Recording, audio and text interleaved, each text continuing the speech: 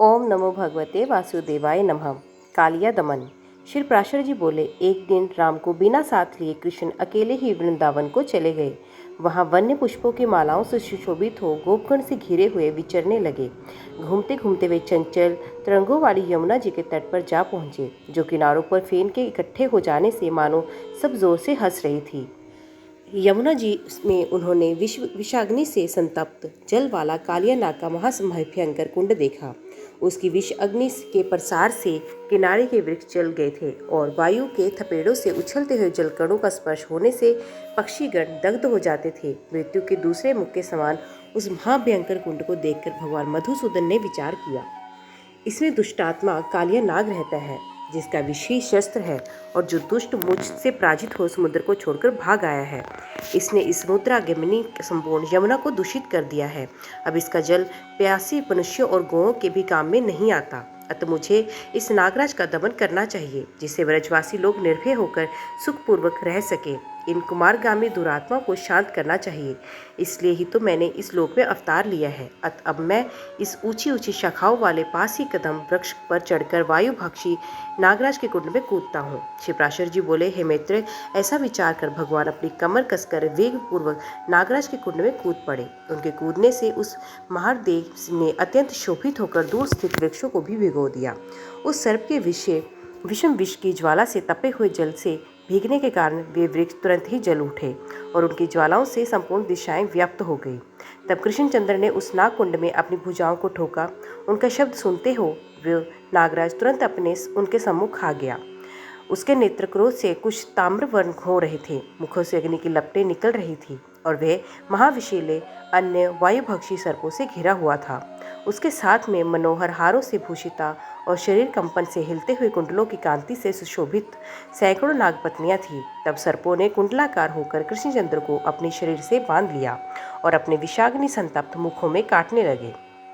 तदंतर गोपी कृष्णचंद्र को नागकुंड में गिरा हुआ और सर्पों में फंसा हुआ पीड़ित होता देख ब्रज में चले आए।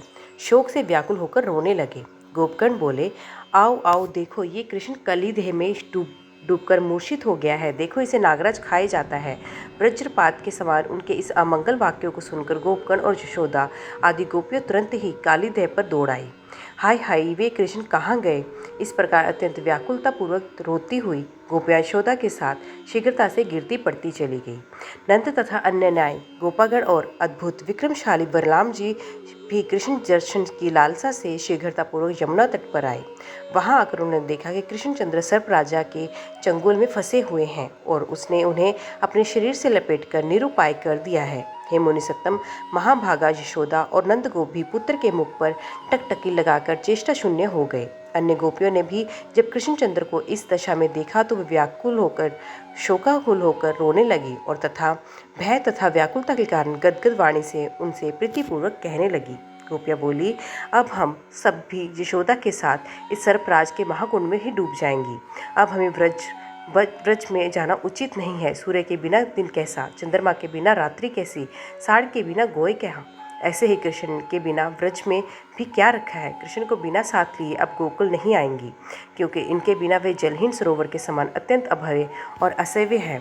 जहाँ नीलकमल दल को सी आभा वाली से श्याम सुंदर हरि नहीं है, उस मातृनंद मंदिर में भी से भी प्रीति होना अत्यंत आश्चर्य है।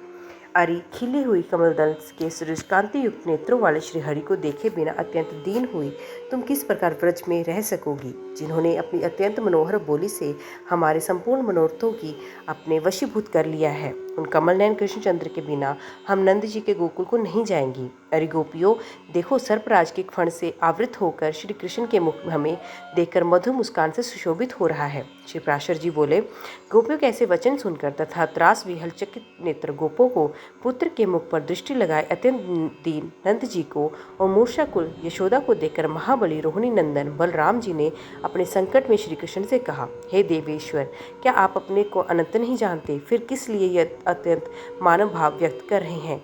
पहियों की नाभि जिस प्रकार अरोष का आश्रय होती है, उसी प्रकार आप ही जगत के आश्रय, कर्ता, हर्ता और रक्षक हैं तथा आप ही त्रैलोक्य स्वरूप और वैदित्रयमय हैं। हे अचिंतमय इंद्र, रुद्र, अग्नि, वसु, आदित्य, मृदगण और अश्विनी कुमार तथा समस्त योगीजन आप ही का चिंतन करते हैं। हे जगन्नाथ, संसार के हित के लिए पृथ्वी का भार उतारने की इच्छा से ही अपने मृत्यु लोक में अवतार लिया है।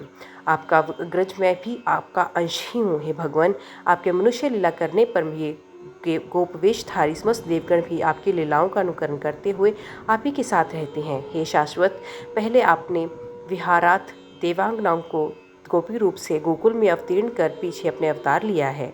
हे कृष्ण, यहाँ अवतीर्ण होने पर इन दोनों के तो ये गोप और गोपियाँ ही बांधव हैं, फिर अपने इन दुखी बांधवों की आप क्या अपेक्षा करते हैं। हे कृष्ण, ये मनुष्य भाव और बोल चापल्य तो आप बहुत दिखा चुके, अब तो शीघ्र ही इस दुष्ट आत्मा का, जिसके शस्त्र दांत ही है, दमन कीजिए। श्री प्राशर जी बोले। इस प्रकार स्मरण कराए जाने पर मधुर मुस्कान से अपने ओष्ठ संपुट को खोलते हुए श्री कृष्णचंद्र ने उछल कर अपने शरीर को सर्प के बंधन से छुड़ा लिया और फिर अपने दोनों हाथों से उसका बीच का फंड झुकाकर उस नतमस्तक सर्प के ऊपर चढ़कर बड़े वेग से नाचने लगे। कृष्णचंद्र के चरणों की धमक से उसके प्राण मुख में आ गए। वे अपने जिस मस्तक को उठाया उसी पर कूद कर भगवान उससे झुका देते। श्री कृष्णचंद्र जी की भ्रांति, रेचक और दंडपाठ नाम की गतियों के तांडव से वे महासर्प मूर्छित हो गया। उसने बहुत सा रुधिर वमन किया। इस प्रकार उसके सर और गिरवाओं की झुके हुए तथा मुखों से रुधिर बहता हुआ उसकी पत्नियां करुणा से भरकर श्री कृष्णचंद्र जी के पास आई।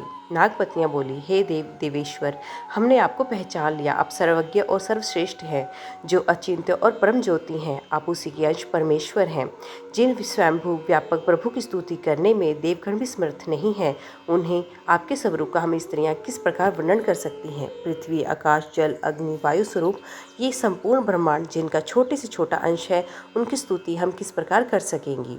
योगीजन जिनके नित्य स्वरूप को यत्न करने पर भी नहीं जान पाते तथा जो परमार्थ रूप अणु से भी अणु और स्थूल से भी स्थूल है, उसे हम नमस्कार करती हैं। जिनके जन्म में विधाता और अंत काल में हेतु नहीं है तथा जिनके स्थिति करता भी कोई नहीं है, उन्हें सर्वदा नमस्कार है। इस कालिया नाग के दमन में आपको थोड़ा सा भी क्रोध नहीं है, केवल लोक रक्षक ही इसका हेतु है। अतः हमारा निवेदन सुनिए। हे क्षमाशीलों में श्रेष्ठ, साधु पुरुषों को स्त्रियों तथा मूढ़ और दीन जंतुओं पर सदा ही कृपा करनी चाहिए। अतः आप हम दीन का अपराध क्षमा कीजिए। प्रभु, आप संपूर्ण संसार के अधिष्ठान हैं और ये सर्प तो अत्यंत बलहीन है। आपके चरणों से पीड़ित होकर तो ये आगे मुहूर्त में ही अपने प्राण छोड़ देंगे। हे व्यव्य, प्रीति समान से और द्वेष उत्कृष्ट से देखे जाते हैं, फिर कहाँ तो ये अल्पवीर्य सर्प और कहाँ अखिल भुवनाश्वर आप। अतः जगत स्वामिन, इस दिन पर क्या दया कीजिए। हे प्रभु, अब ये नाग अपने प्राण छोड़ना ही चाहता है, कृपया हमें पति की भिक्षा दीजिए। हे भुवनेश्वर, हे जगन्नाथ, हे महापुरुष, हे पूर्वज, ये नाग अब अपने प्राण छोड़ना ही चाहता है, कृपया आप हमें पति की भिक्षा दीजिए।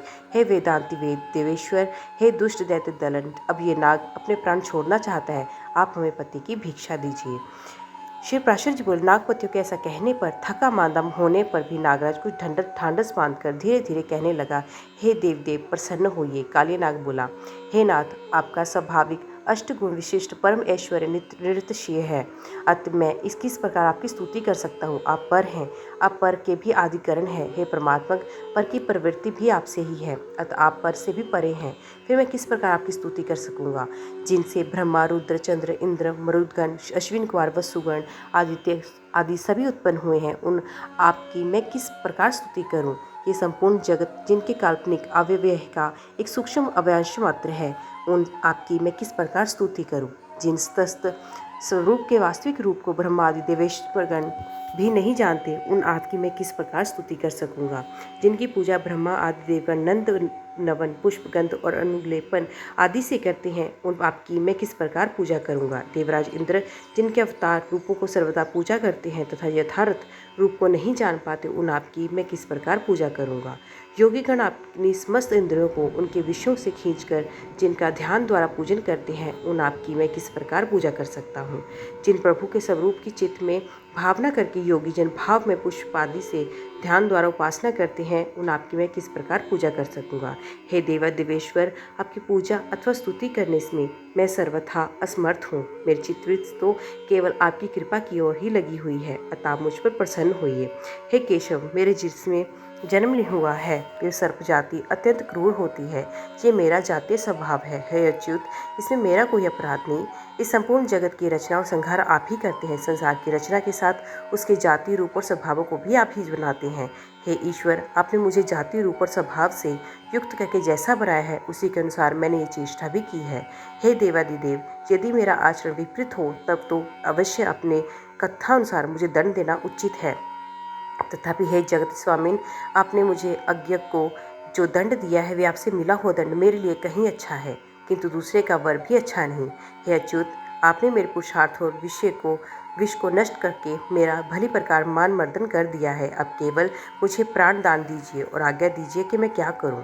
श्री भगवान बोले, हे सर्प, अब तुझे इस यमुना जल में नहीं रहना चाहिए। तू शीघ्र ही अपने पुत्र और परिवार के सहित समुद्र के जल में चला जा। तेरे मस्तक में मेरे चरण चिन्हों को देकर समुद्र में रहते हुए भी सर्पों का शत्रु गरुड़ तुझ पर प्रहार नहीं करेगा। श्री पराशर जी बोले, सर्पराज कालिया से ऐसा कह भगवान हरि ने उसे छोड़ दिया और उन्हें प्रणाम करके समस्त प्राणियों के देखते ही देखते अपने सेवक, पुत्र, बंधु और समस्त मित्रों के सहित अपने उस कुंड को छोड़कर समुद्र को चला गया। सर्प के चले जाने पर गोपगण लौटे हुए मृत पुरुष के समान कृष्णचंद्र को आलिंगन पर कर प्रीतिपूर्वक उनके मस्तक को नेत्र जल से भिगोने लगे। कुछ अन्य गोपगण यमुना को स्वच्छ जल वाली देख प्रसन्न होकर लीला बिहारी कृष्णचंद्र की विस्मत चित्त से स्तुति करने लगे। तदंतर अपने उत्तम चरित्रों के कारण गोपियों से गीयमान और गोपों से प्रशंसित होते हुए कृष्णचंद्र ब्रज में चले गए।